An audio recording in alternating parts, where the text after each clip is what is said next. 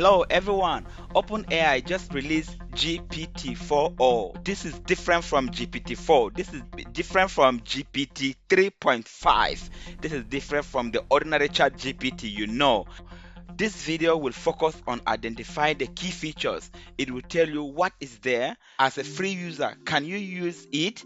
And what limits apply?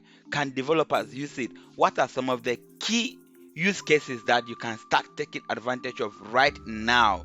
What is there for developers? What other access do you have? How much does it cost? What is the speed? What are some of the best use cases? I'm going to handle all of this in this video and even more. So if you are interested, give the video a like, leave any comment in the comment section, ask your question there, and remember to subscribe because more videos are coming. All the updates coming with this AI will be brought on board.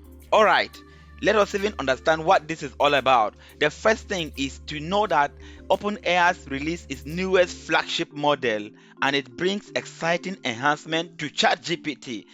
This is different from the ordinary ChatGPT we know, but how does it differ? What is the performance? What are the things that made it to stand out? We're going to share all of that here. I will bring the key features here. There has never been something like this in this AI space, so watch out for all the key features you need to know about this GPT4o. I want you to understand because it's GPT4o. What does the O stand for?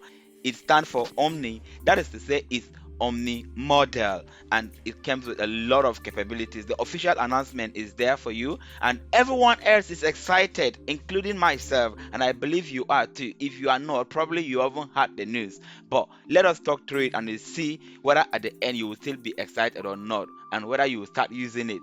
Let's go. Now the model comes with a kind of GPT-4 level intelligence. So assume that you are a free user before, that you've not been using the GPT-4. That means you are not a paid user. You are only using the free version, which is GPT 3.5.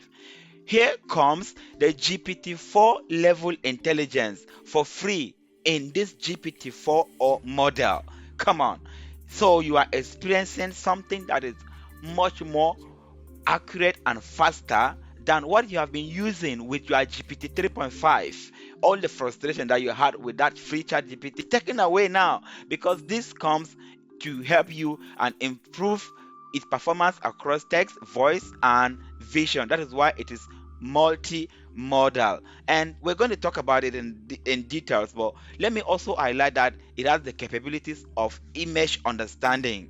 So any sort of image at all, even if it's as complex as the image that you are seeing on the screen here, upload it to it and it can definitely understand what the image is about and discuss the images with you. For instance, you can take a picture of a menu in a different language. That is amazing. Maybe it's in Espanol or in Chinese language or any language at all, or maybe in Swahili. Well, is Swahili among the listed language? Later we'll find out, but there are so many languages. It can support over 50 languages now according to OpenAI. And so take a picture of any menu written in any language and then let it translate it to your favorite language. So it doesn't have to be from that language to English. It could be from maybe French to Espanol, or maybe from Espanol to Mandarin, or any language of your choice, guys. So this is powerful. But yeah, later we'll look at the languages that are covered. Maybe from Portuguese to Hausa. Is Hausa covered? Well, we'll also find out that. But these are the things that this GPT-4o can do. So apart from the GPT-4 level intelligence that you will get, you will also have this ability of translation from one language to another, even from an image. Now the other thing is feature capabilities.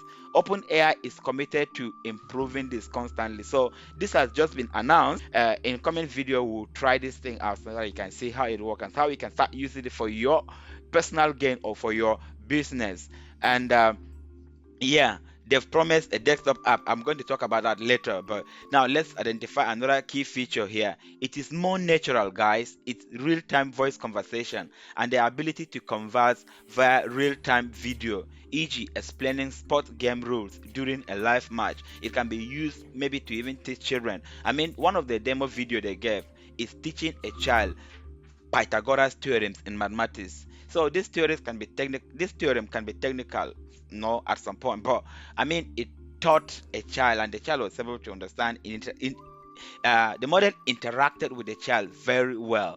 But I wanted to rate that performance, whether you think that is enough to replace a human teacher, or do you think a human teacher is still needed and it will do you a better job than that demo you've seen. Though OpenAI said it will always be improved based on that. It could also be used like in the other demo they use like another AI talking to another AI device, and that is one AI that is not seeing the environment was talking to another AI that was seeing the environment. That's the camera is enabled and it keep you know uh, uh, interacting with the other AI that couldn't see its environment. What is happening in the environment? Not pre-recorded, because somebody walked into the scene and then walk out, and it captures everything. So that is amazing. Another thing is the language support. I've already mentioned that it can now support over 50 languages, across various interactions. So this is amazing. This is amazing. I think the key here is going to be curiosity and creativity. What can you do with this model? That is why we will discuss some use cases later. And what is there for free users? Because this AI, before, only the paid subscribers could get GPT-4 level intelligence, and they had better performance compared to GPT-3, which is used by the free users. But now, as a free user, what do you stand to get? Now, OpenAI said they are committed to making advanced AI accessible. There has been that question that the name of the company is OpenAI, but are they really open per se? Now, I think they are trying to prove that point, that they are trying to make this available to everyone, to everyone. So this is really important. This is really important. This is very, very important. So as a free user, you will now have access to several key features like GPT-4 level intelligence, like I mentioned before, and you'll be able to get responses from both the model and the web. That is amazing, guys. That is really amazing. So the frustration you've had before, for instance, maybe if you are using the free version to do coding and you are troubleshooting your code, when it's taking longer, it will get to a point that you will have experienced a memory loss, so that you have to restart the chat all over again because it has forgotten what you have been discussing with. But now this has been improved. Apart from getting the GPT-4 level intelligence, the memory has also been expanded as well. So I can't wait to start playing with this. The video will also drop very soon. Now, other features that you can have is data analysis and chat creation. So according to OpenAI, you are now able to upload Excel, maybe your data in CSV format, Excel sheet, or in PDF, PowerPoint, or in any kind of text document, or snap it as a picture and then upload it. It will read the image or read the data from there and create beautiful charts for you from there. And you know how good this AI, is in creating visualization and even in creating images. You will definitely love it, but you will still get that as a free user. That is amazing. Photo discussion, I've mentioned that already. So let's say you have a PDF document that has information scattered all over the place, and you can snap them and upload it. It can actually read them and perform maybe sentiment analysis or whatever analysis you want it to do, and then produce that, the document that you want. That is the capability that is coming with this GPT 4 for free users. GPT-4o for free users. Now, file upload is another key option. Like I said here, like it can help you in summarizing, writing, or even analysis. I've mentioned that already. Now, as a free user, again, you have access to all the tools on GPTs and the GPT store. So yeah, go on and explore, guys. This is the promise. These are the promises that OpenAI has already made. Now, building more helpful experience with memory. Like I said before, the GPT, as a free user, you had limited memory. So if you continue your conversation with the free version of the chat GPT, at some point it will cut off completely and forget everything you were talking about. Then you have to restart the chat and then maybe bring it up to speed by prompting. So prompting is really key. For these AIs, for you to get the best out of it, you have to be good at prompting. Prompt engineering is key now. So you need to it's time to upskill and maybe reskill. Every day things are changing, so you need to keep updating yourself, and which is why we're encouraging you to be a subscriber so that you can get more updates as they drop. And yeah, as a free user, you'll now be able to experience a user limit, because the question will be, okay, if free users will have access to the new model, then why should somebody even pay? So there's a limited scope here. You are not able to use it to the full extent. However, OpenAI has said that once you hit the limit, it will switch you back to GPT 3.5, then you continue your conversations.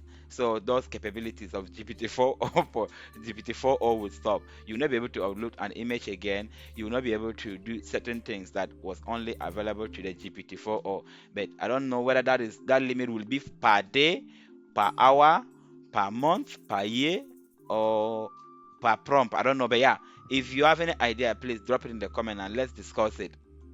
Now, what's the difference or between pet and then free users? Let's focus on the pet users. Speed. GPT-4o is much faster than GPT-4.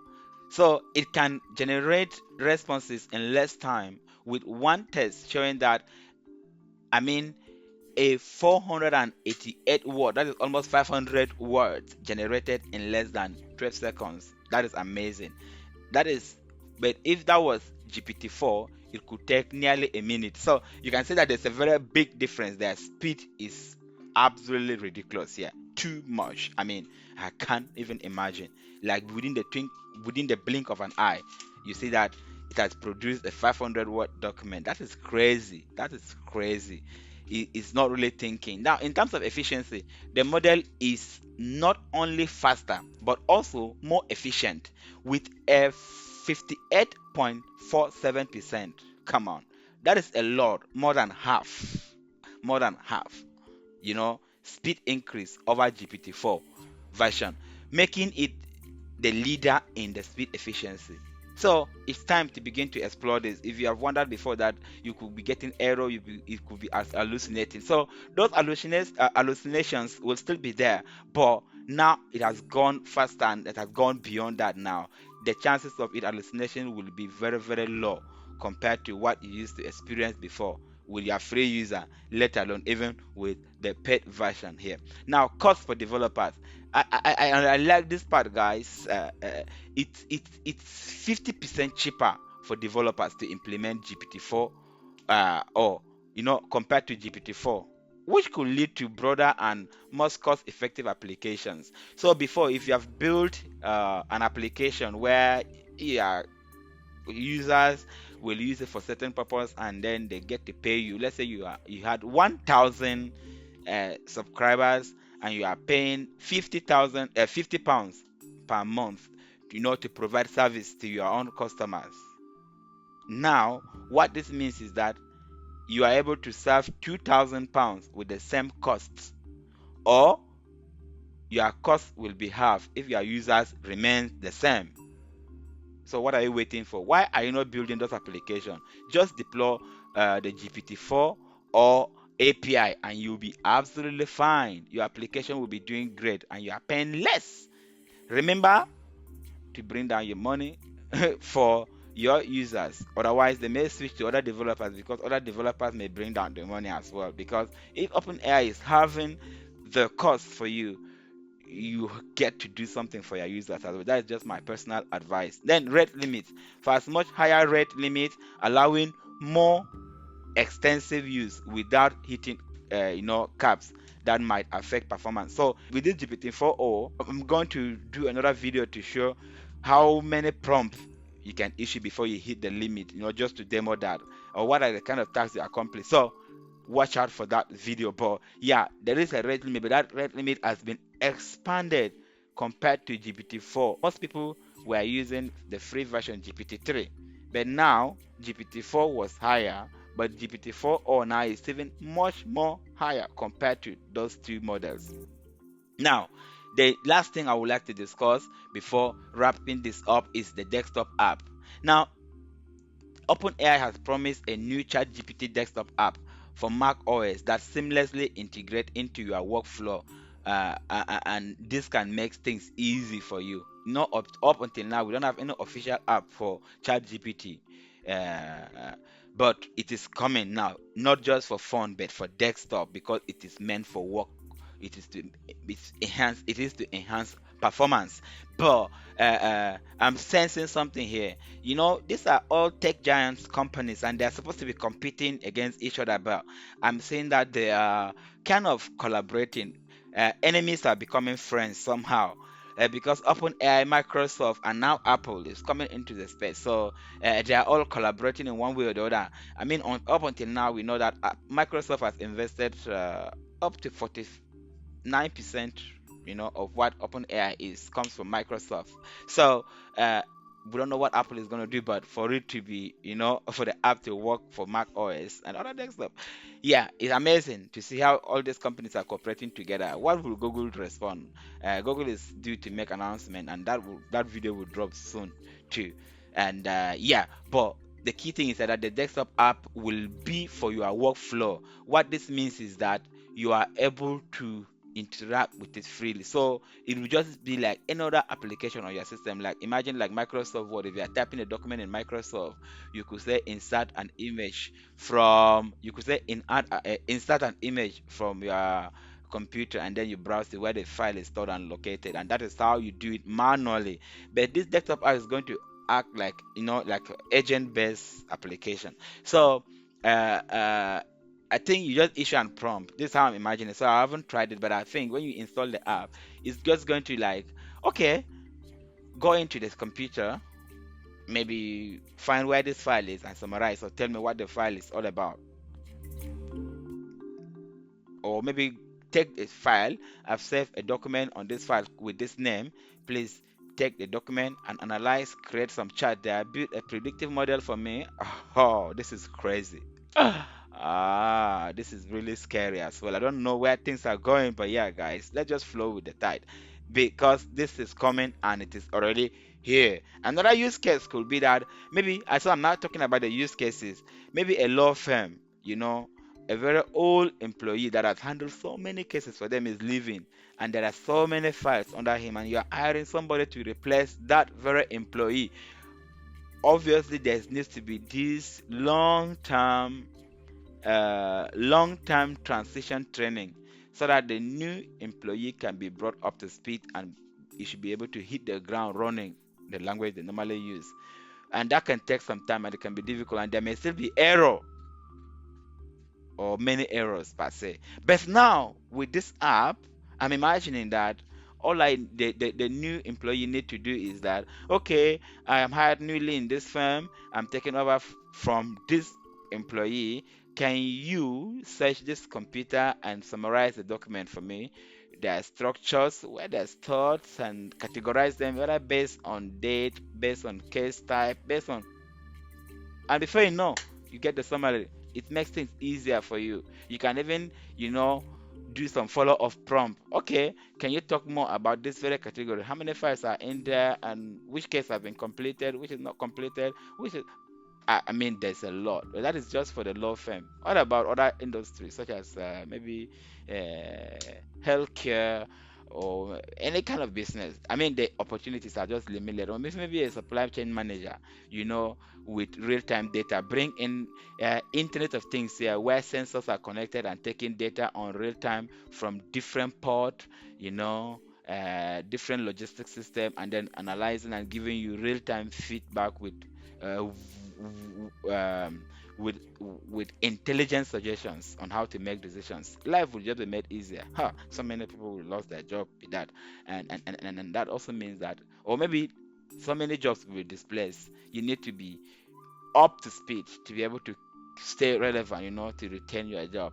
Maybe it's time to upskill. AI is not just for the computer scientists now, or for technical people. AI is for everybody. So if you are thinking of taking some conversion degrees, get in touch and I can make some recommendation, or you can search online as well. But yeah, this is the time to do something for yourself and for your children and for people that you love. The key message here though is that GPT-4o is designed to be safer and more useful, according to OpenAI, and they are excited to bring these capabilities to everyone, according to OpenAI. But there's a question here, guys. I do not want to go into this, but let me ask and hear your opinion. In terms of privacy and security, what are your concerns? Because normally they say when something is free, you are trading your data and you are exposing yourself to some vulnerability so that um, you are trading what you have for that because you are not paying for it. But what do you think? I do know that yes, there may be some security concern, but I don't believe that putting your password in your prompt. Yes, I'm not recommending that you do that, but I don't think that when you have your ChatGPT account and you are prompting and somehow your sensitive details are entered, even including password on usernames, then another user in another part of the world will prompt ChatGPT and ChatGPT will give your detail to that user. I don't think that is still possible now. But I don't know. There's also what we call um, poisoning attack. Like so, I don't want to go into that for now, but yeah, let's hear your own concern. Are you really concerned that they are taking away your data and maybe, of course, the more you use the model, the better it becomes. That is how AI just works. The more you use it, the better it becomes. So that is there. But are you concerned about your data? How it is being shared? Where does the data go to? Is human beings looking at the data, your prompts? Those are just the few things that I want to raise. But yeah, credit here goes to Microsoft Image Designer for all the images you saw in this video except the screenshot that was taken from OpenAI website. And so yeah, subscribe to the channel if you haven't, and then thank you so much for watching. You can also share this with someone to just update them, somebody who is so scared about AI, and let me know what do you want me to talk about. Also, any question, any concern you have. But until then, thank you so much for watching. Bye bye.